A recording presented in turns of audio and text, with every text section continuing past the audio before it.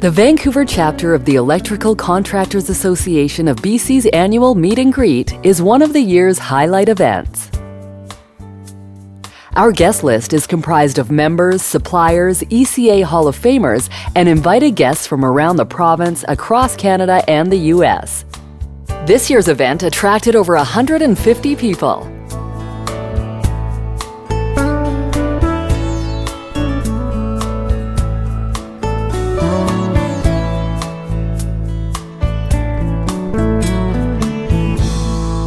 Good evening, everyone. My name is Deborah Cahill, and I'm the president of the Electrical Contractors Association of BC.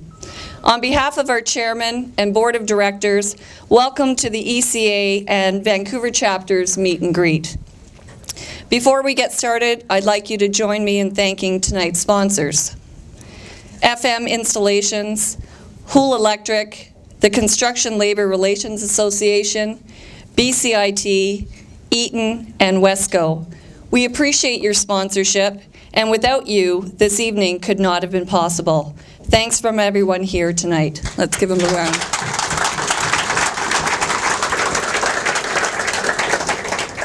As you know, the Ecabc represents the interests of all electrical contractors and our suppliers. We have 3 chapters: Central BC, Vancouver, and Vancouver Island. The ECA exists to strengthen and promote the electrical contracting industry in the province.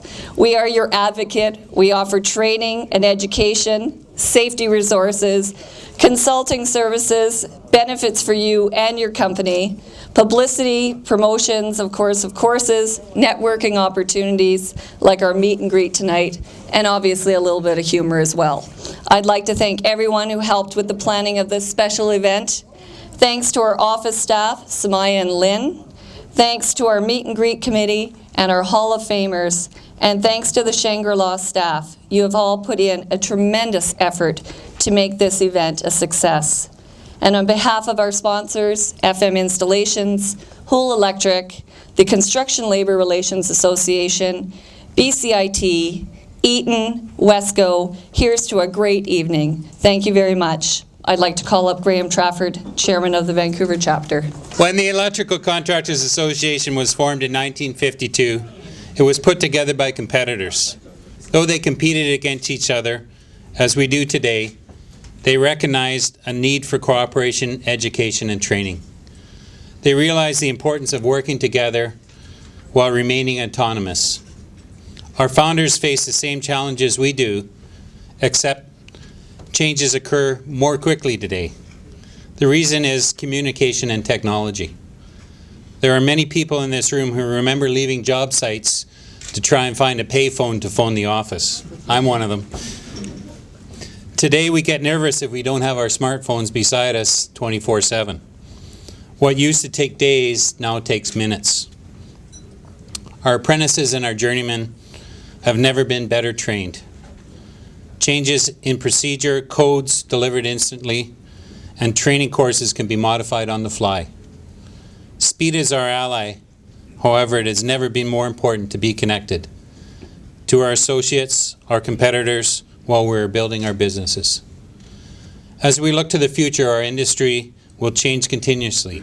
Legislators will become more involved, and as managers, we must stay connected and keep up with technology. Our clients demand it. How far have we come? Today, contracting and building construction has taken a whole new hyperspeed. We will have to keep pace. In China, the Broad Group completed construction of a 30-story hotel in 15 days. That's just 360 hours, from 0 to 30 stories in just 15 days. The future construction in BC, what will it look like? That's a perfect question for Manly. Manly McLaughlin is the president, CEO of the BC Construction Association. The BC Construction Association is the largest construction organization in the province, representing over 2,000 union and non-union contractors, primarily focused on industrial, commercial, institutional construction. Manly has always been a strong supporter of innovation within industry He introduced the implementation of information technology solutions for his membership and developed the Skilled Trades Employment Program, STEP, including the Immigrant Skilled Trades Employment Program, STEP for Women, and the Aboriginal Skilled Trades Employment Program, which has assisted over 6,000 people to placements in employment and training in the construction sector. Manley is the ex officio director of the Council of Construction Associations, Canadian Council for Innovation in Construction, and is a committee member on a number of Canadian Construction Association national committees. He is chairman of the Asia Pacific Gateway Skills Table. Manley has actively contributed to his community, serving as a fundraiser and a representative for many organizations, including the United Way and the Canadian Diabetes Association. Please join me in welcoming BCCA President Manley McLaughlin. Tell you a little bit about BCCA. As Graham said, we are the largest association. We're only the largest association because of our 4 member organizations, the 4 regional construction associations in British Columbia. And I want to acknowledge Keith Sashai. I'm sure most folks in the room know Keith with the Vancouver Regional Construction Association.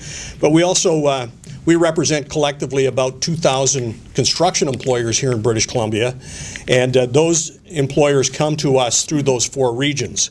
So Northern BC, Southern Interior, Vancouver Island, and Vancouver Regional.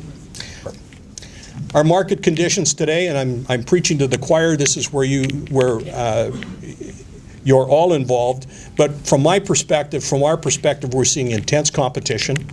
We're seeing more interest in public sector projects than ever before, which is resulting in more increased competition. And I think it's fair to say that procurement methods by the public sector in particular are more under the microscope now than they've ever been. And there's constant pressure to address full access to publicly funded projects. BCCA has been this has been a primary focus for us for the last number of years. We just call it the procurement file. But it's all about open, fair, and transparent access to public sector projects. So we're dealing with those cross-cut drivers I just talked about on a daily basis, and it does impact the way we do business. Now, this is an interesting chart. It's called a galaxy chart. This was actually put together by folks in the policy planning branch of the provincial government. Now, every one of those little squares represents an organization here in British Columbia that purports to be representative of some element of the construction industry here in British Columbia. Literally, to read the names, you've got to print it out on a architectural drawing size paper. So here's our challenge. From BCCA's perspective, that's where we are. We're one box in that whole galaxy. And if you look at CLR and you look at others, you're in there somewhere. We'll expand it, Clyde. But it does present a real challenge for us. This is the overlay of the way government's structured. Now, there's about 260 some of those squares in the other slide, and there's about 30 or so elements of government that interact with the industry. So if you're an advocacy group, if you're doing advocacy work on behalf of the Electrical Contractors Association, this is the medium that we're all working in. And so getting government's attention, achieving change inside government process is a challenge. And so, you know, there are different groups. They all want to impact the provincial government. So when government says they want to hear from you, they do want to hear from you, it's our challenge as industry to arrive at a position together so they're not hearing 240 different voices. So it's going to take some leadership to get that all put together. And it's also going to take some leadership to address 3 shifts that we're watching in the construction industry. And these are shifts associated with process, with technology, and there's a societal shift that's taking place around sustainable building. And the interesting thing is that they're all linked together. The challenge around technology, of course, is just the rapid change of technology. I think that video that we watched, there's obviously lots of new technology that's been put in place there. But when I'm talking to educators and I'm talking to other groups, You know, one of our challenges as an industry is that we've often been considered, I think we still are considered, part of the old economy. People don't understand the extent of the technology that you use on your job sites every day. The shift in sustainability is a societal shift. If you think this is going to go away, you're wrong. This is being driven across the board by, this is a societal shift. It's being driven by governments, it's being driven by advocacy groups, and quite frankly, it's being driven by the next generation. In the procurement world, open, fair, and transparent process has been our mandate for a long time. Everybody's paying attention to what's going on in Montreal and in Quebec. And I can tell you it's not that much of a joke. I think this is going to flow through across Canada. I'm seeing the industries under the microscope. I can tell you our office has been contacted by federal officials. They're looking for some insight into illegal practices in the industry. Recently, the Competition Bureau made some very significant moves to make industry organizations accountable, and we actually read almost a full paragraph that describes what we're not going to talk about in our board meetings. We just recently created a legacy with BCCA. We've constituted a foundation. We just have notice from CRA that our charity status will be given to us. It's sometime in January when that'll come through. We're focusing on supporting apprenticeship and supporting projects, industry projects that contribute to the betterment of the industry. We're able to, on the the Foreign Skilled Worker Program, when we've covered our costs in that program, any proceeds that are left over will go towards this foundation. And so we think it's a way that we can channel money into the industry. Tax receipts will be available, and it's a way to support some projects in a way that the industry can all come together in a significant way. So stand by. You'll see a little bit more of this when we have our charity status. We will be making major announcements and encouraging folks to come through in that. So I think I've eaten up my 20 minutes, and I appreciate your time and recognizing the fact that next on the agenda is the food. I'll end there. After the formal presentation, our guests enjoyed a casual evening of food, drinks, and networking.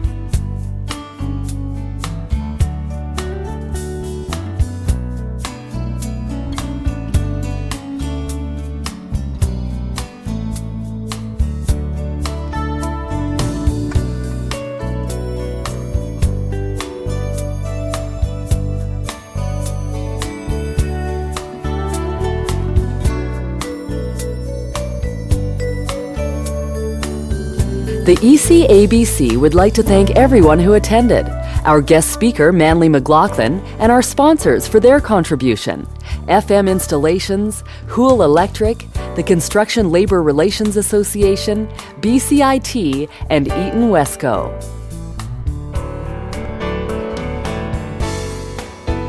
And congratulations to our door prize winners.